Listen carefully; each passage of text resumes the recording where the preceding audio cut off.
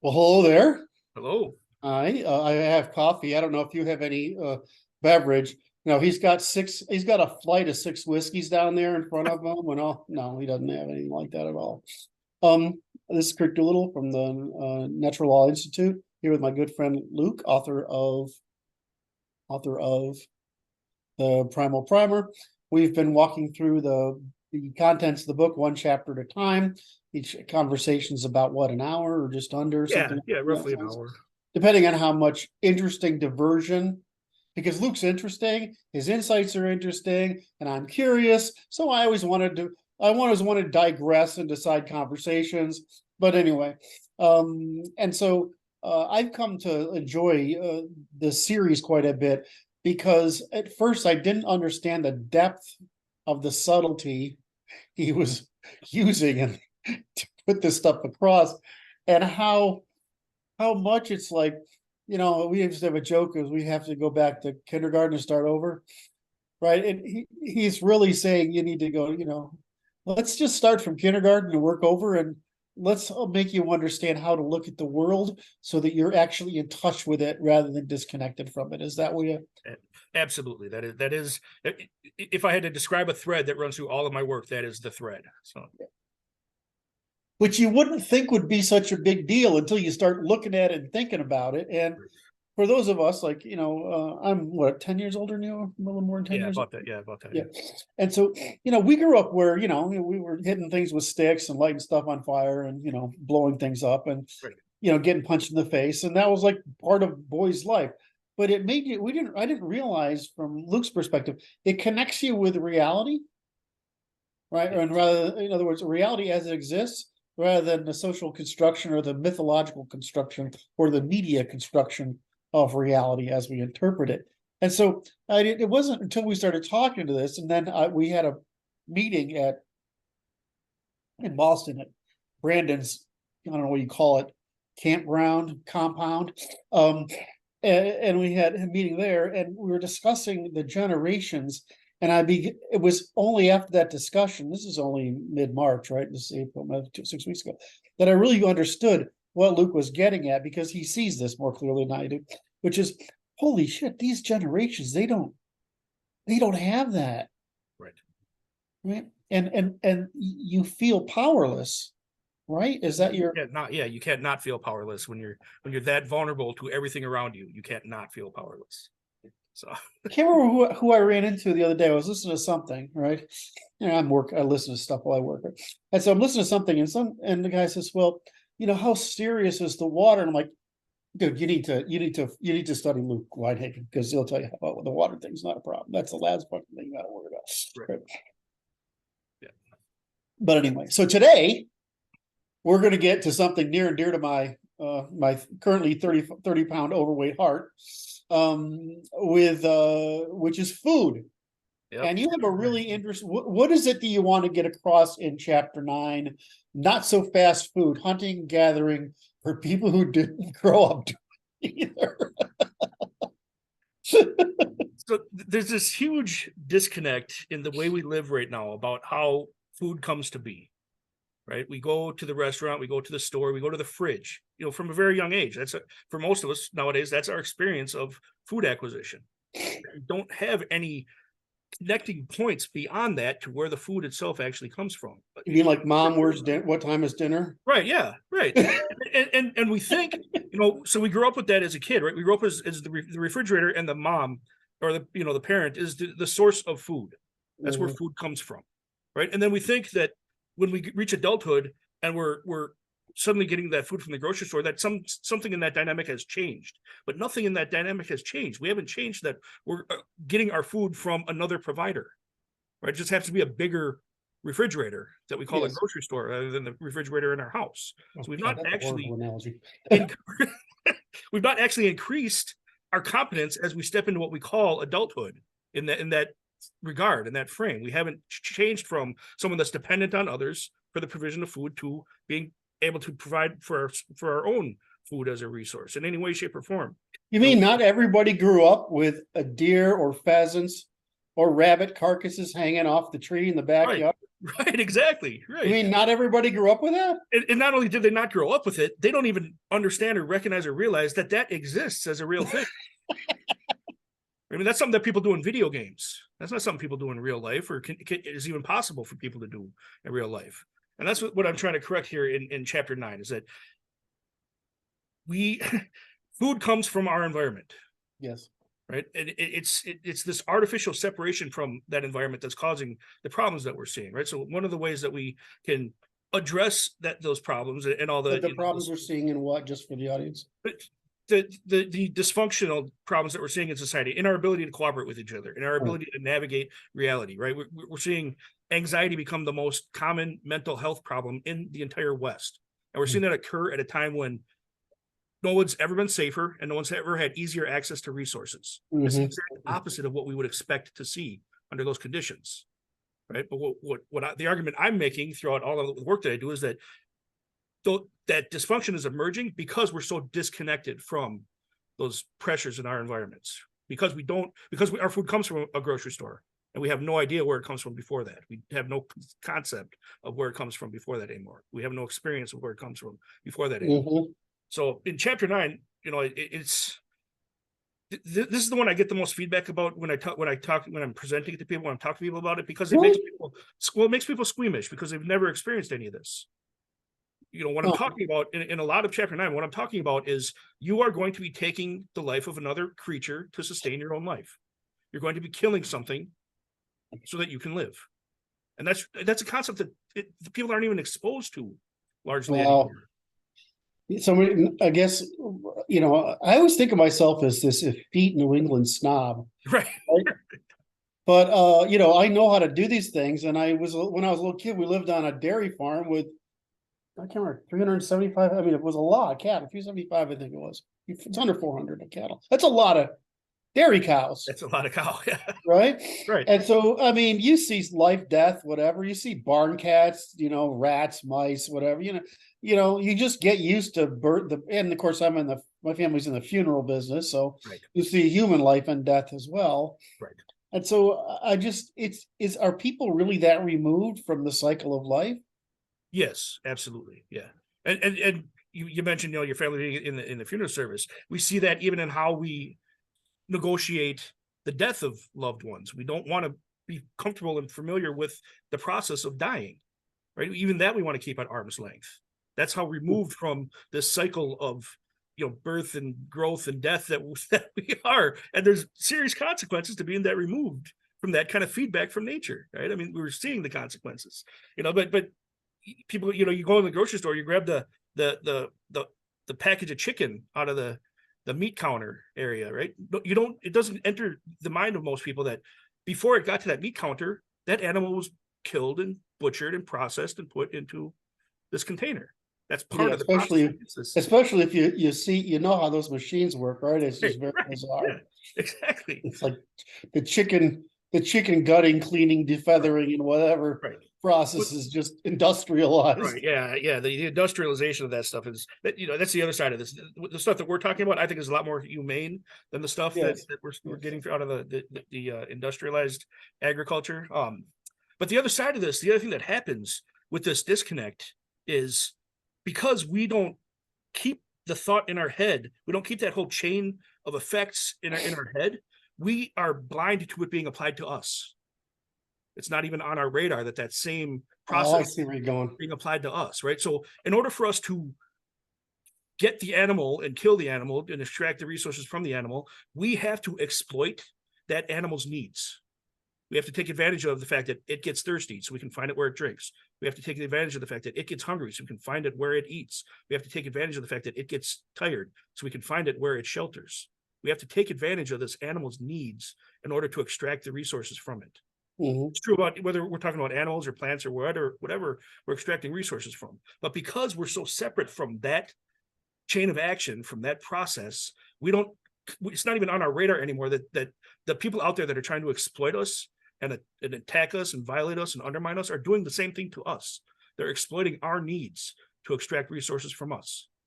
We are vulnerable because we're disconnected from this chain of reality in what it means to extract resources from your environment. And we're the resource for these people that are extracting it from us and leveraging our needs against ourselves. We talk often about in our other forums, we talk often about the attention market. The attention market is playing into your people's needs all the time, and it's using that play into people's needs to extract from those people, to control their buying decisions, to control their voting decisions, to control their behavioral decisions, right? I mean, we're having this applied to us all the time, and we're blind to it because we've broken the chain of knowledge leading back to that interplay with our environments. It's just not there anymore for most people. That's one of the things I'm trying to fix in chapter 9. Okay, so it's not just that we're disconnected, but part of the situational awareness, or the awareness of our relation to the world you're trying to produce, is the relationship between us and our prey is very similar to the relationship between ourselves and the people who prey on us, even it's by baiting us into dependence. Yes, absolutely. That is exactly the next. So that's because your thing is people are one of the reasons, I think you say it is one of the reasons people is insecure or uncertain is because they feel they're dependent, because unfortunately they are, yes, because they haven't learned how not to be. Yes. Yes. Have I got the scripture down right? Absolutely. And it is perfectly rational, perfectly reasonable, and absolutely valid for a prey animal to feel anxious when they're aware that a predator is near. Right. And so our midbrain, our limbic system, the part of our brain that is entirely focused on our survival, it knows that we're being exploited like this. It recognizes that we are prey right now.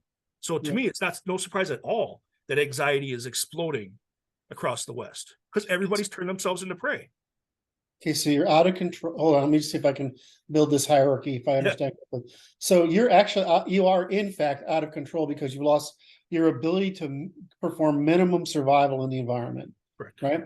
You are denormalized. So what's happened is there's a conflict between would be materially correct or right or useful and some social construction. Right.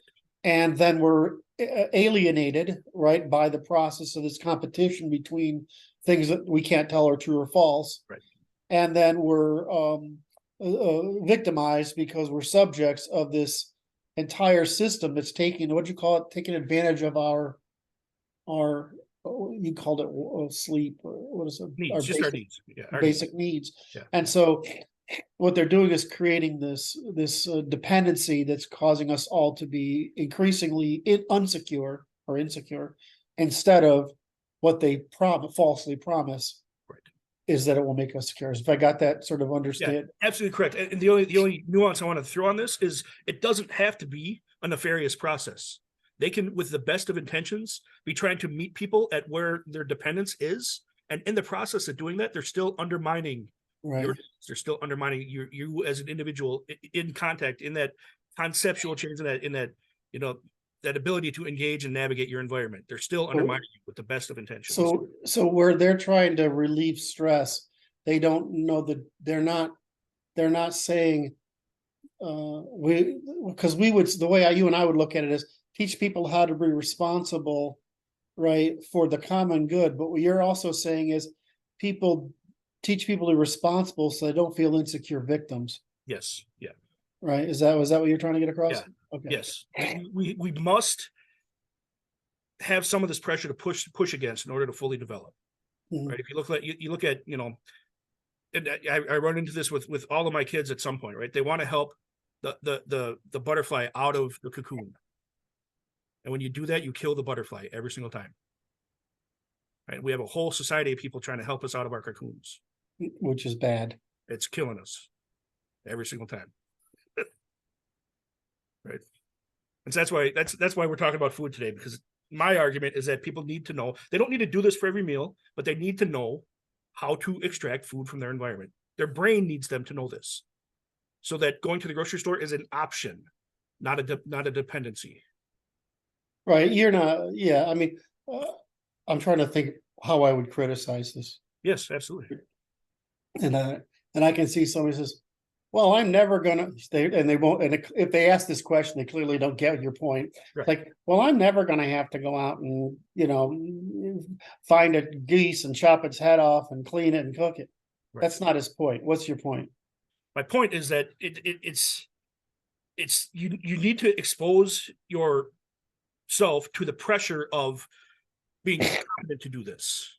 Right. Your brain Okay. is capable of doing this. So the competency is what provides you the security to be Yes. free of dependence, which creates the insecurity all these people are experiencing. Yes, absolutely. Yeah, and that's true of all the lessons in the book. It's not so much the practice is only there to develop the competence.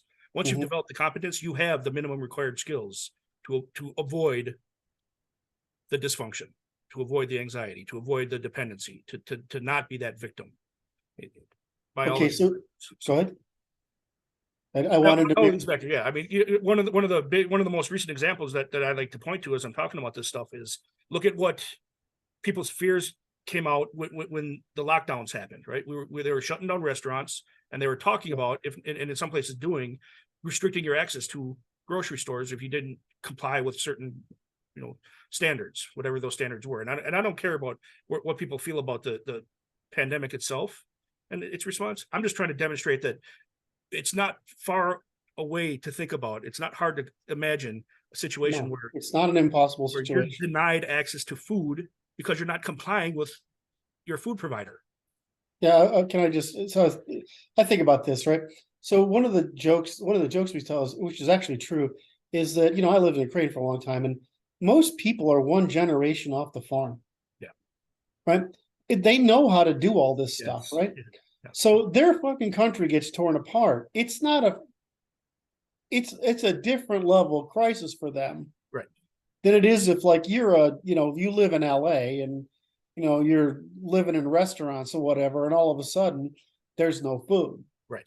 For them, it's like the same thing with the Russians. And I'm not, there's given the amplitude of nonsense that's going on around this stuff. I don't want to confuse them, but in Russia, they can go back to the land. Right. There's enough land, right? And they can go back to it. And they've always got grandma or grandpa, the babushka and her husband, right, out there somewhere that have a little plot of land somewhere that they can go out and sustain from. But, so a crisis to them, this is one of the things we're having trouble understanding. Right. Rich, weird societies, Western industrial, educated, rich, and democratic societies, weird societies, we're pretty fucking pampered because we're pretty far from the farm. Right. At this point. But what happens is under crisis, things get really bad for us. Whereas if you go to some of these other places, it's like, well, that means I've got to grow my own potatoes, more potatoes this year. So I have more to go by. I mean, talking about people who live on 80, 50, 80, maybe $100 a year, where a good salary is a month, where a good salary is $200 a month. Right. Yeah. Right. So their idea of stress is different from ours. Well, and think about what that does to your ability to apply proportionality as you examine the things that are occurring in the world, events in the world, right? We're looking at stuff going on in other countries, and to us, it looks like the most terrible situation imaginable, and we need to get in there and intervene, and we have to, turn our whole economy towards intervention in this terrible event that's occurring over there. For them, yeah, it's an inconvenience, but that means we have to, go hunting more frequently than we're going to the grocery store. Yep. It's not that we lose that proportionality because we don't have access to the competence that is the foundation of that proportionality. Mm-hmm. Right. And that's kind of, so to me, it is way more than whether or not you're going to eat your next meal, developing the confidence to get your food from your environment. Right. It's this foundational piece of being human that impacts not only how we navigate the world, but how we see the world as well. So it impacts a lot.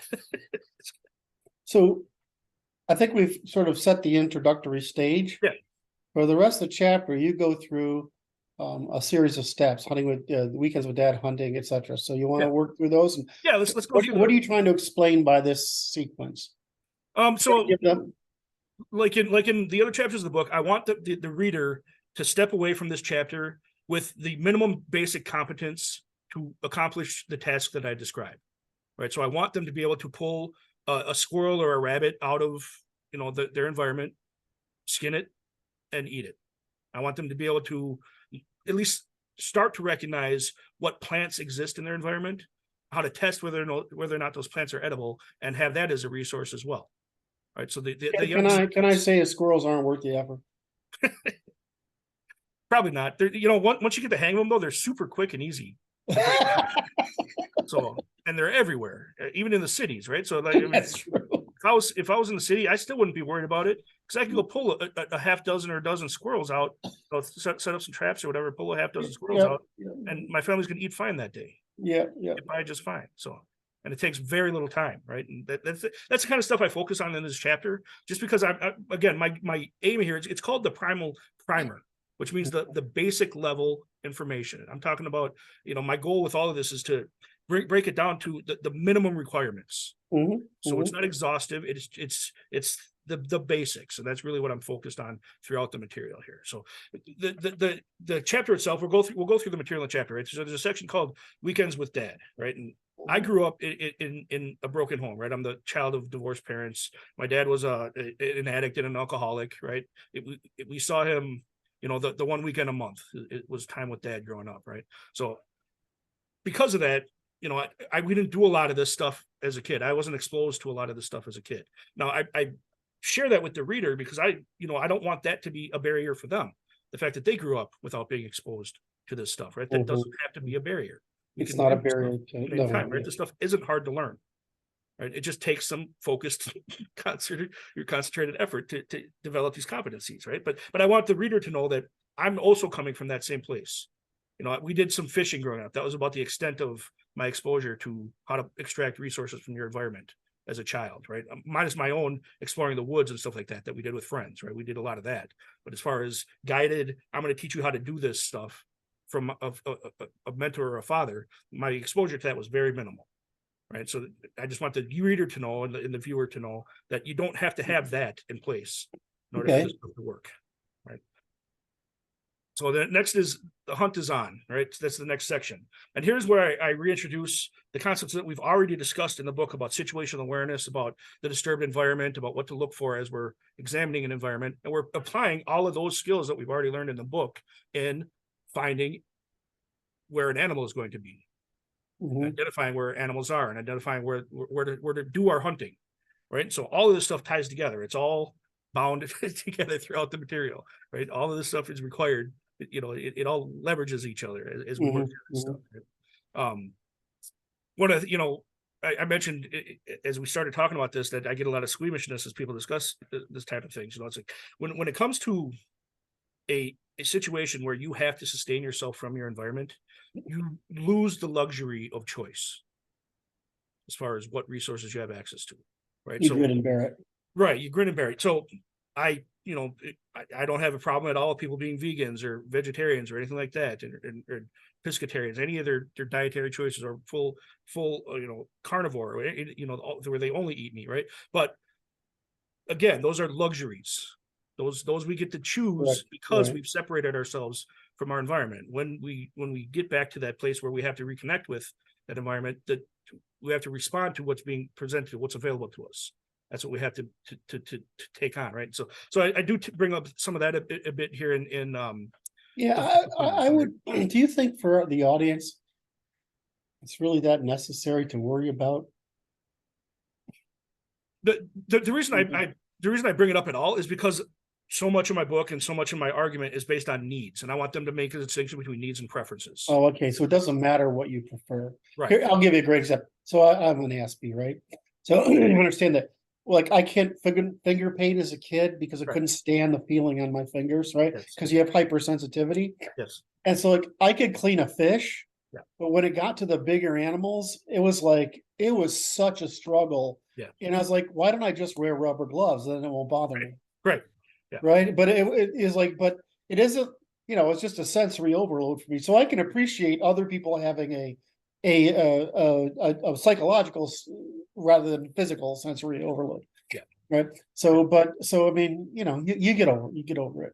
Yeah, you do. And again, just to reiterate, the reason I bring it up is because we're talking about needs here, right? And so you may not like that you have to gut the bigger animal, but like you said, you get over it. You need to know how to do it. Your brain needs you to be able to demonstrate you are capable of doing it. Why is it to me less creepy doing a deer or a bear than it is? Is it because they're less alien? I wonder what that is. Like, I don't know. It's just a weird, I just remember this as like doing pheasants, Oh yeah, right? Yeah. It just seemed kind of, our lizard brain recognizes the other lizard.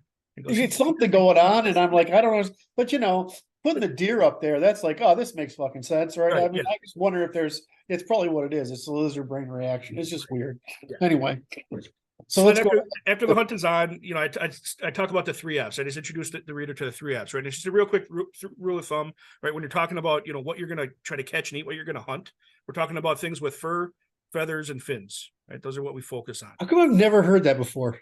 I'm deprived in life. Yeah, I don't know. I don't even know where I got it from. So, but that's, what we're trying to do is avoid things that are going to kill you by eating them, right? You're trying to avoid poisonous things.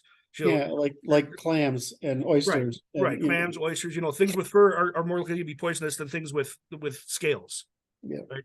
You don't want to eat a bunch of frogs, things like that. Those tend to be, those are higher risk of being poisonous than things with feathers, right? In general. So, so that's why I introduce some of these rules of thumb. It's just those other animals, they may be edible, but your risks in consuming them go up. Where do people fall in this hierarchy? Yeah, I don't.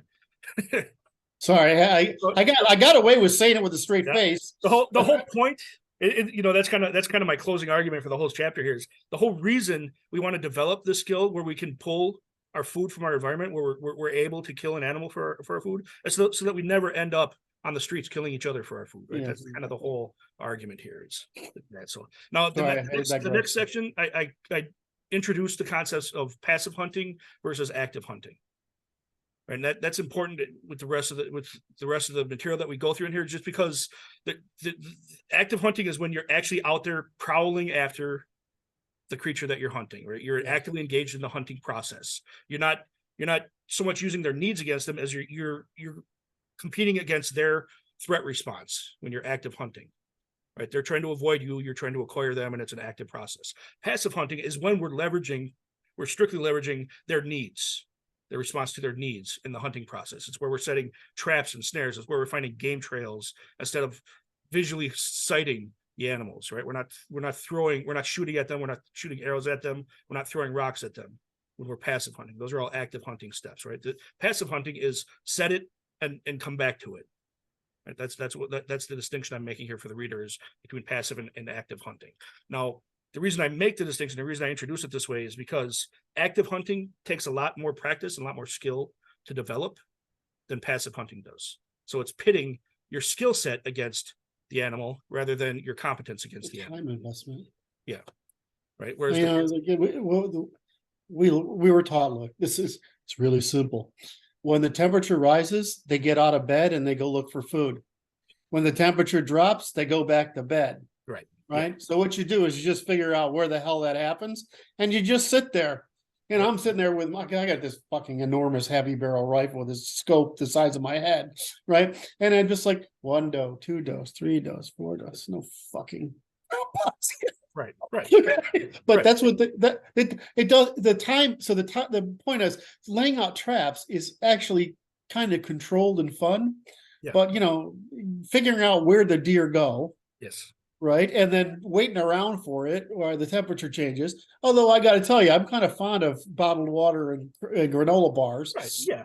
Well, or creating, game calls, deer calls and stuff to make yourself out to be the opposite scent, put it down scent, pheromones and stuff like that to attract them. Right. Those are all active hunting steps. You can use some of that in passive hunting. You can use that to bait your traps and stuff like that. Those are all active hunting steps, right? That require a lot more knowledge and a lot more competence than that basic minimum requirement that I'm aiming for in the material. Right. Staring. I was going to tie that back. You mentioned find out where they sleep and go out and just tie that back into us as prey, right? The people looking to hunt us are doing the same thing. Where do people pull cash out? ATMs. So where's the criminal going to look for cash? People going in and out of ATMs. That's why since the introduction of ATMs, that's been a hot spot for victimization. Is ATMs, right? So the criminals looking to hunt us are doing the exact same thing as I'm Right. describing we need to do in this process, right? But we're not paying attention to it because we don't do it anymore, right? So it's off our radar. So, all right. So That's just weird. I mean, I don't know if I just grew up in different circumstances, but I never have trouble. I mean, people never bother me where I don't know why. I'm 5'7", right? Right.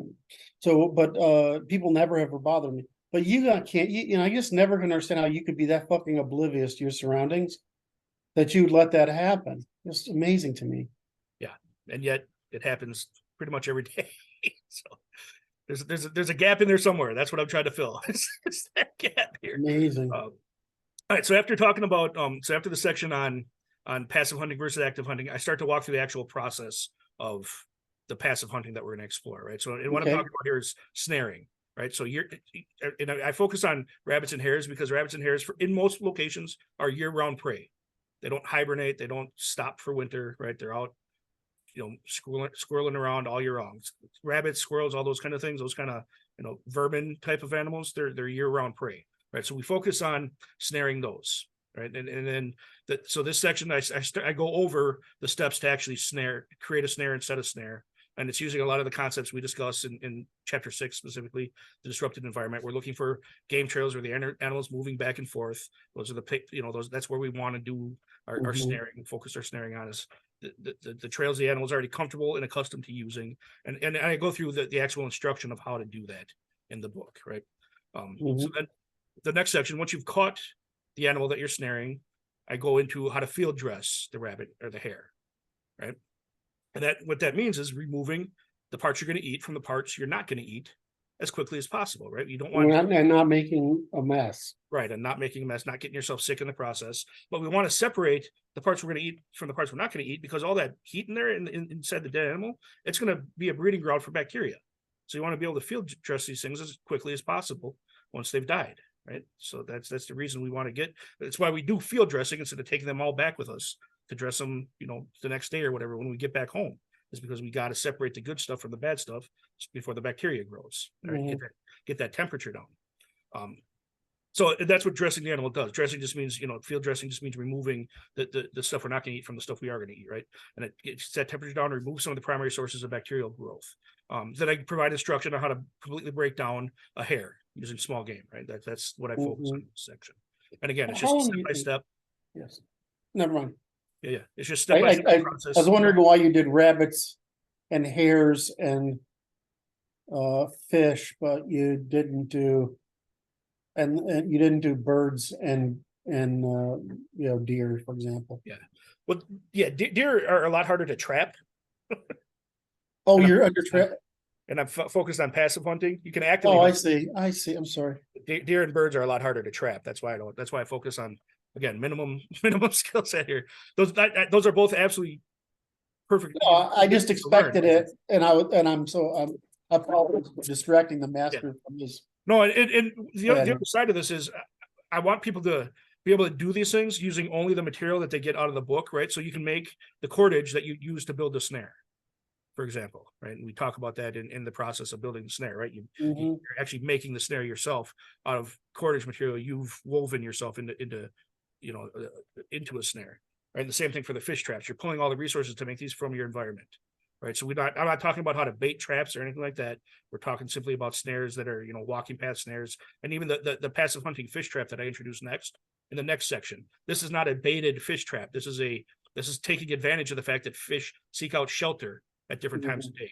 And so we're creating a trap in the form of the type of shelter that fish gravitate to, that they seek out during the day, right? And then they can't find their way back out of it, right? So we're using the needs of these animals against them. We're exploiting the fact that they have common needs to make them resources for us, to turn them into resources for us, right? And so that's what the next section is, that passive hunting fish traps, right? And it truly is just a step-by-step guide on set and forget fish trap that uses fish behavior rather than bait to catch the food, right? So that's what we focus on the next one. I go over the materials that you need. I do the step-by-step of how to set it up, right? So then the last chapter, or the last section of the book, of this chapter, sorry, not the book, is the section on gathering. And this is actually a very large section of the book. It's a lot of instruction though, so there's not This a whole. doesn't involve picking up girls, does it? No, that's a different type of gathering. Oh, Again, we're using, you know, I got distracted again. I'm sorry. again, we're using the needs of our prey against themselves in order to turn them into resources. So, so in the gather section, right, the goal here is to teach a reader that gathering is not an alternative to hunting; it's a companion to hunting. Mhm. Right.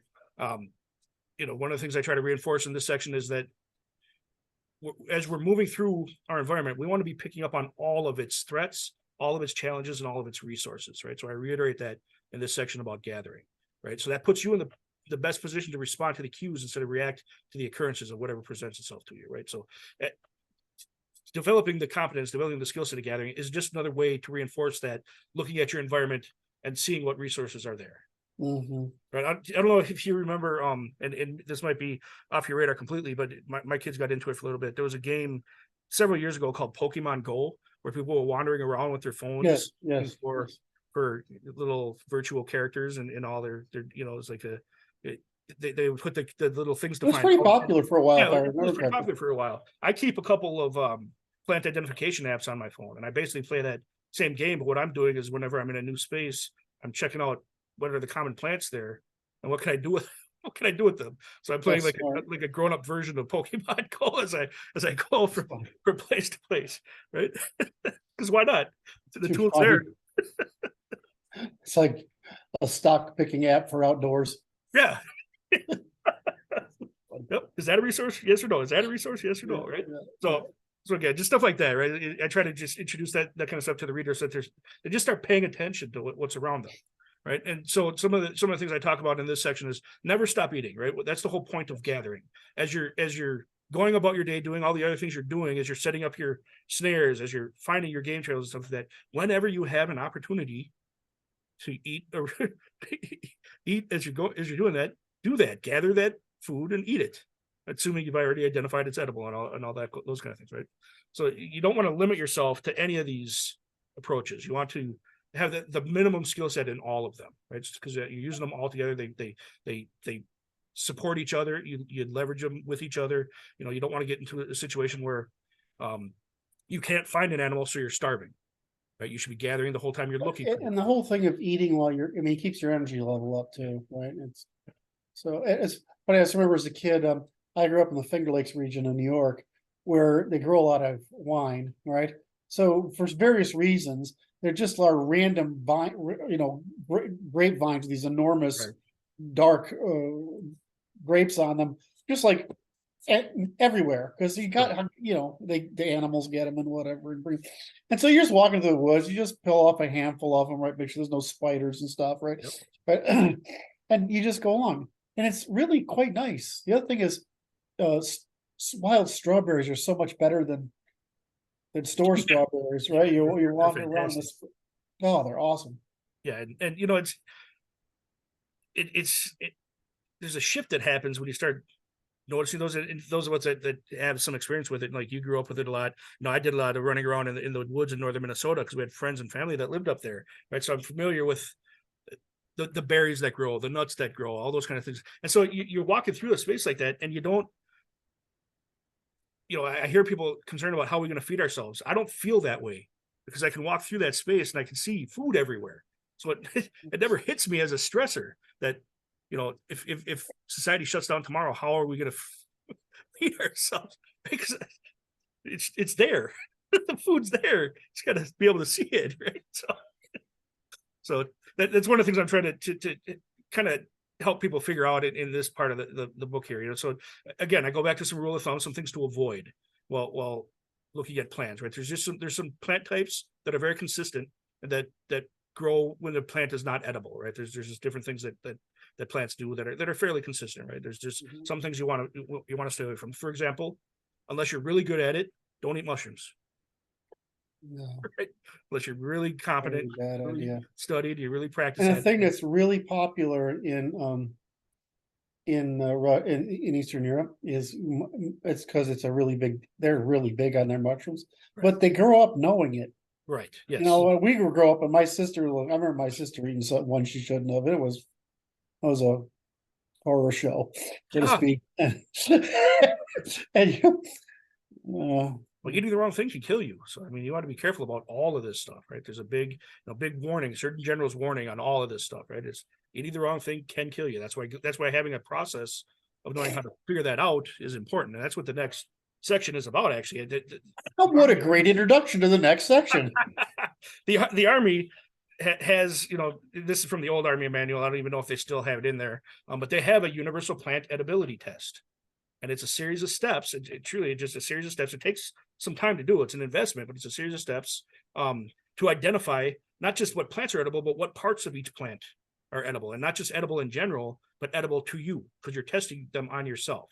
So you're testing skin exposure, you're testing lip exposure, you're testing mouth exposure, and all this stuff before you consume any of it, before you swallow any of it. You're going through this whole process of testing, and you're waiting periods of time after each of these tests to see if your body reacts to it, if your body responds to it. Right. If you get a rash after rubbing it on your skin, probably don't put it in your stomach. And then you can also test whether it's cooked or uncooked. Is it doing the same thing when you cook the thing or not cooking the thing? So if you find a plant that's a viable candidate, you can go through this series of tests to actually determine, is it edible to you or is it not edible to you? Right. So I include that in here just so people have access to it. So yeah. After the universal plant edibility test, I go through some examples of wild plants that have edible parts, right? It's truly just a list of, these are things that we already know are edible, and these are the parts of those plants that we already know are edible by humans. Unless you have some sort of allergy against them. But in general, these are the parts of plants that are edible, and these are examples. And I tried to find some that exist across as many different types of environments as possible. So we're temperate environments and tundra environments and things like that, just so that no matter where you are, you at least have something to look for as you start your process of learning how to identify plants. And then I finish with this concept of primal gathering, right? So our ancestors moved through environments surrounded by resources, right? Now, the only difference between them and us now is their level of competence versus ours. And how fit and hardworking they were compared to us. That's part of competence. Physical competence is part of competence. Work ethic is part of competence. So you start out the chapter with our objective, and you're trying to take people through the basics. And so in your book and in your course, you go into more detail, right? Or yes, in your book, you go into more detail. Yeah, the book goes into a lot that we covered here. Yeah, the book is actually breaks down each of these step by step and teaches people how to do all of these things. I have to read it again now because when I read it the first time, I'm trying to understand what you're trying to accomplish. Yes, yeah, the macro level. Because for the audience, I originally, being the moron that I am, dismissed the importance of this level of work, and then he produced it, and now I feel like an idiot. So I wish I didn't have to. I wish that we didn't need to relearn all of this stuff. It's terrifying. We have to relearn this. I'm like, do people really not understand? And I'm like, God, they don't. They don't. And you see what comes out of that. Well, and you don't realize like I have an unhealthy pain tolerance and an unhealthy confidence. And those aren't, and so, but why? Well, because you learn all that stuff, right? Because you were exposed to stresses that required you build those. I'm not even sure it was stress. It was kind of fun, actually. Yeah, right. That's what I mean. I just mean experiences. Experiences, yeah. But what happens is you gain this competency. It's like my appreciation for Boy Scouts now has gone off the roof. Yeah. Right. I mean, I learned how much stuff I learned between working young, right? Having to start working very young, right? Doing all this outdoorsy nonsense, camping, hunting, fishing, or fishing around the world too. Learning how a business ran, right? My parents' business ran. Understanding how my family's the banking business, and so I learned how banks run, right? Just by sitting around listening, right? And then, this stuff like, we didn't go hunt. I mean, my father's a businessman. We didn't go hunt very often, but people, it was like, they're the guys in the neighborhood. They've got a deer every fall, right? Right. And then they got to brag about it and show it to you. And, then they bring home too many pheasants. So here you go. You got to clean them, right? I mean, that stuff. And then there's the weird kid down the street that's doing the squirrels with a 22, right? Right. And I'm like, why bother? It's basically, it's not even a drumstick, at the end, right? So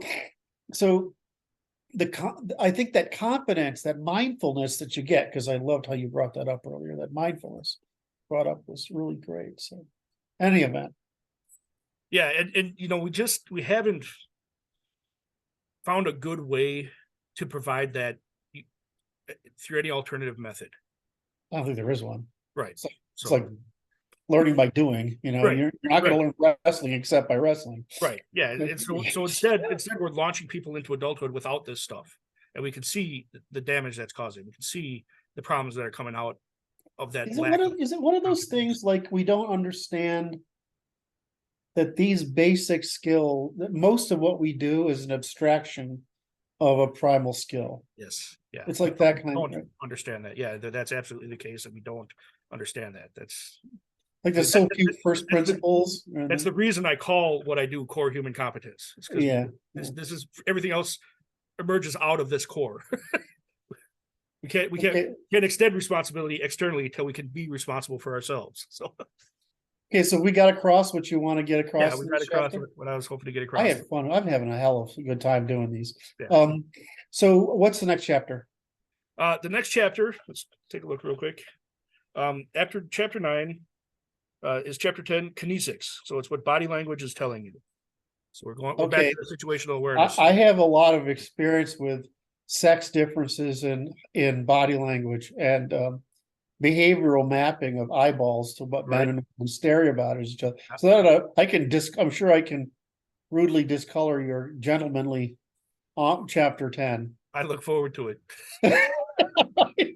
All right. Hold up the book, please. Yep. Links below on Amazon, of course, easily found. The Primal Primer by Luke Weinhagen. Follow him on Twitter.